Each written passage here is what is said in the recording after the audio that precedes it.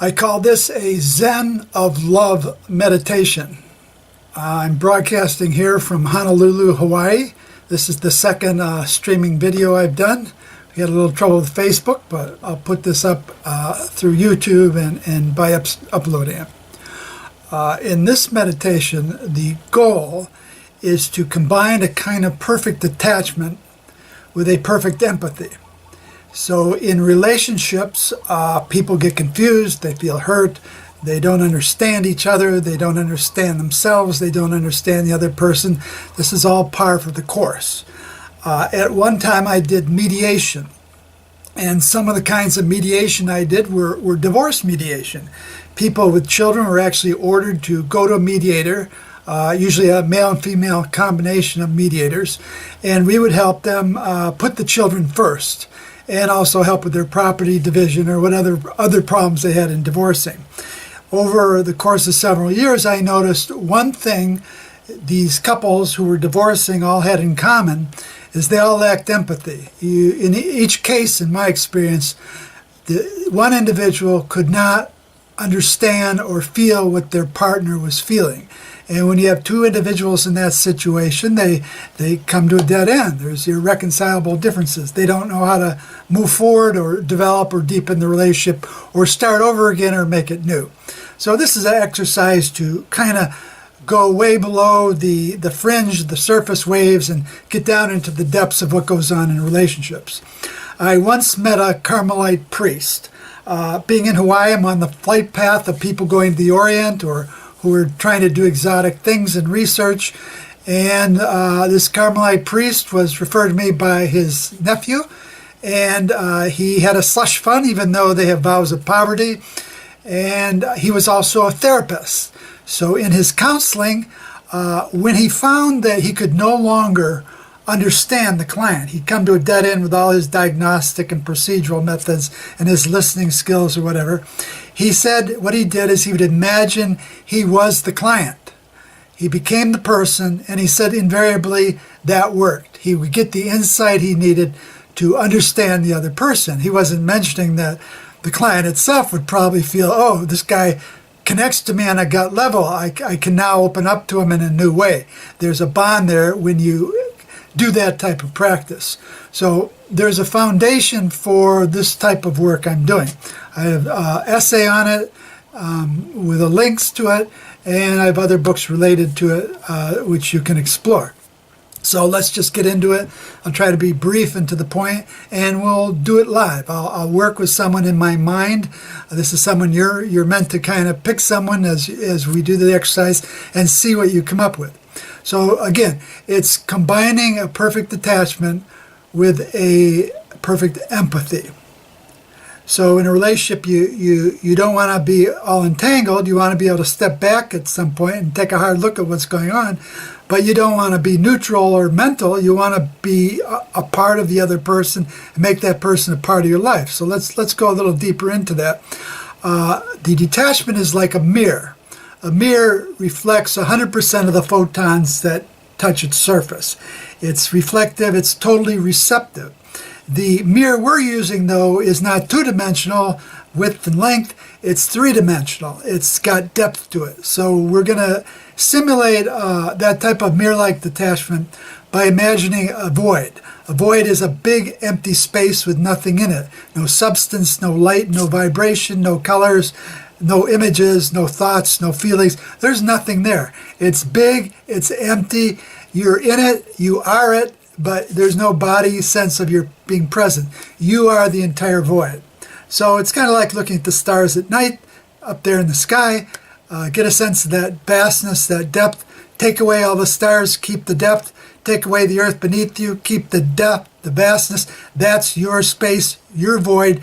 That's you at the height of your receptivity, your mirror-like detachment, and this wonderful capacity to receive, to sense faint impressions or whatever you're focusing on. That's the detachment side. Now, this detachment, this void, has qualities. It's like a quantum field. The Higgs boson particle is an event within the Higgs boson field. It extends equally throughout the universe. So what we're doing is focusing on a particular quality of awareness that belongs to this big empty space, this void that surrounds us.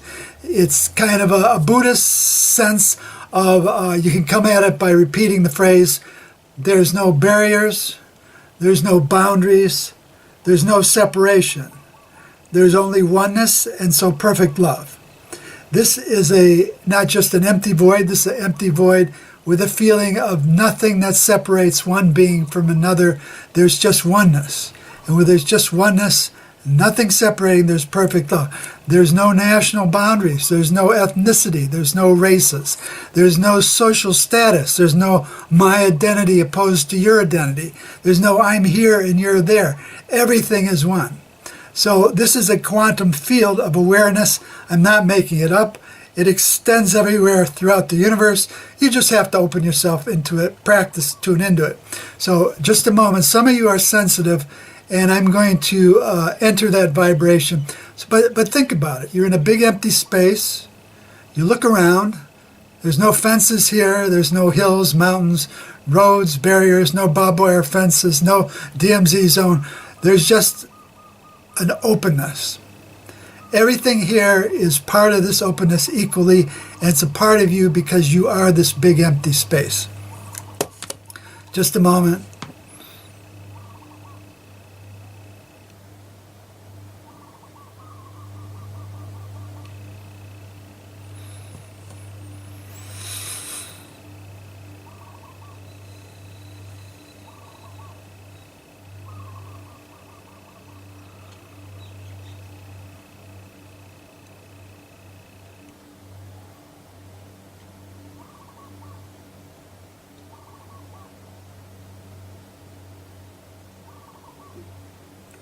So this, again, the phrase, there's no barriers, there's no boundaries, no separation, only oneness, and so perfect love.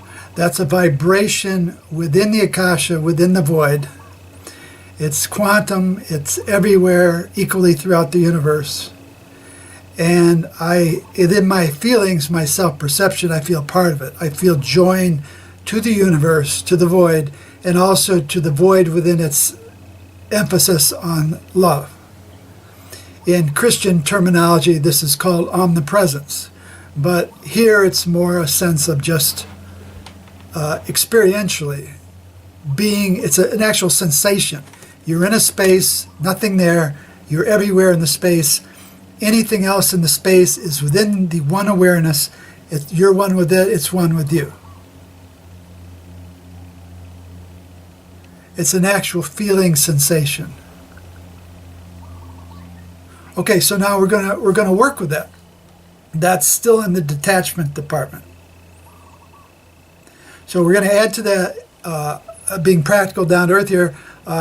Take someone you know, perhaps a past lover, someone you're interested in now, you're dating, you have a current relationship with, someone you don't understand, who's confusing, who you'd like to get to know better. It can be anybody. If you have personal experience with them, you can check what we're doing against your memory of the relationship. So imagine that person in front of you right now. If you focus so that you are just concentrating in a relaxed way on the visual image of that person, if you imagine they're real, they're really here in front of you, the brain cannot tell the difference between imagining it and them really being there. So kind of approach that state of awareness. If you see someone and there's nothing distracting you, space gets suspended and it's like they're right here now. It's like you can reach out and touch that person.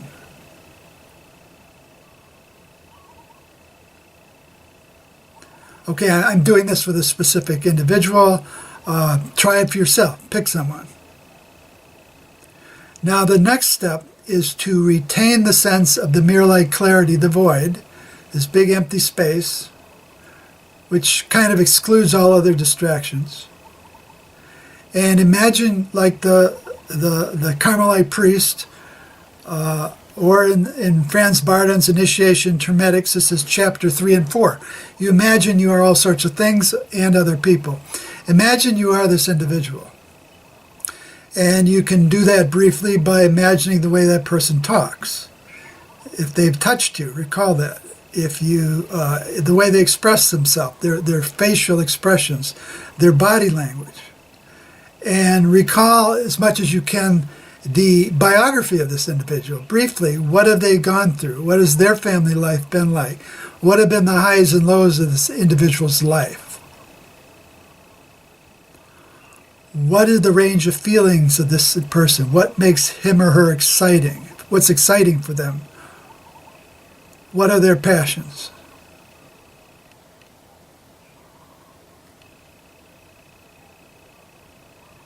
Drives, instincts, ideals, goals, commitments, beliefs. Now, imagine you're shifting inside that person. You have that body. You have the feelings, self-expressions, physical facial gestures, intonation when you speak. You have that person's memories. You are that individual. So do this, relax. Allow yourself to kind of drift inside. And to the extent that you're not thinking about yourself anymore, if there's no distractions, you imagine you're this individual, it feels just like you really have become that person. Or there's no meditation anymore, you are that individual. That's something to kind of look for and kind of relax, like a dream. You may be someone else in a dream. This is an active dream we're engaging in.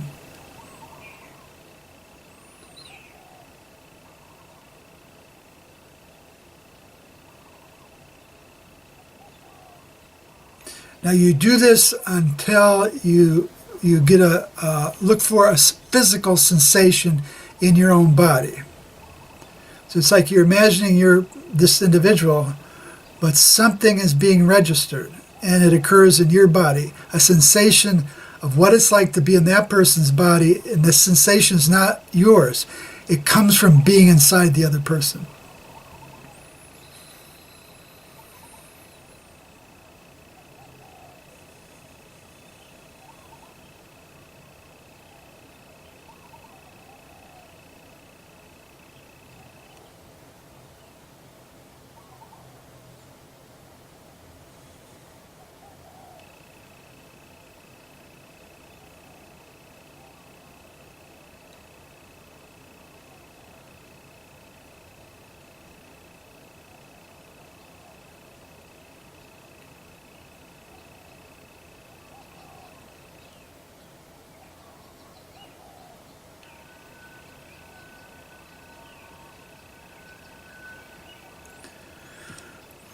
So what I get is I'm in that, this is a woman, what I get when I'm in her, I get this kind of cool, it's like I feel the front part of her aura. It's cool and very magnetic. So I can kind of feel that kind of cool magnetism.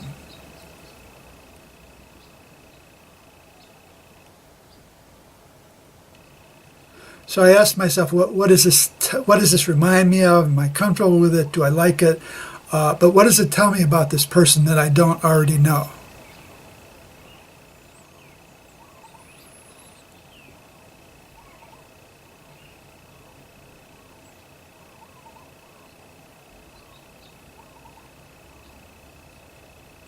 And for me, what it tells me about this individual, who I've spent many years, working with, she's not only extremely psychic, but she's managed to bring the kind of magnetic feeling of the water element of the oceans from the astral plane into our physical world, so that she knows how to be extremely receptive and attuned to other people. The way you put your hand in water, the water attunes to your hand, surrounds it, it cools it, it cleanses it. She's learned how to do that with people without it being stressful to her own system.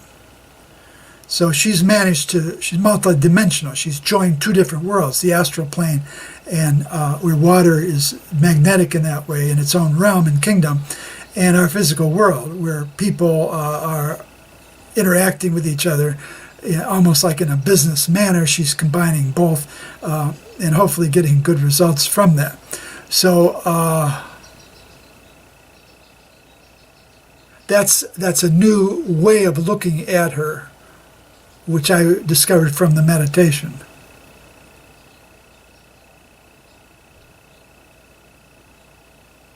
Okay, so next, we want to, two different ways of doing this. This quantum field that we're a part of, it's also called the cosmic language in the Kabbalah of Franz Barton. Its nature is it's in history, it's in the world of spirit, it's part of our bodies, our astral life. It's part of the universe, too. And one thing it does, it seeks to fulfill others' lives in every conceivable way. It seeks to set them on their highest path to perfection. It seeks to bring out the best in them. It seeks to make them fully alive, to inspire them so they become their better selves. And it seeks to, or enables them to feel whole and complete inside themselves. Now, if I'm this woman, I can freely, with my imagination, try to get an image. What would she be like if her problems were solved, her conflicts resolved, she was her better self, she was stronger, had attained her goals, was fully inspired from within herself, more confident, independent, more giving? What would she be like? I can get a sense of that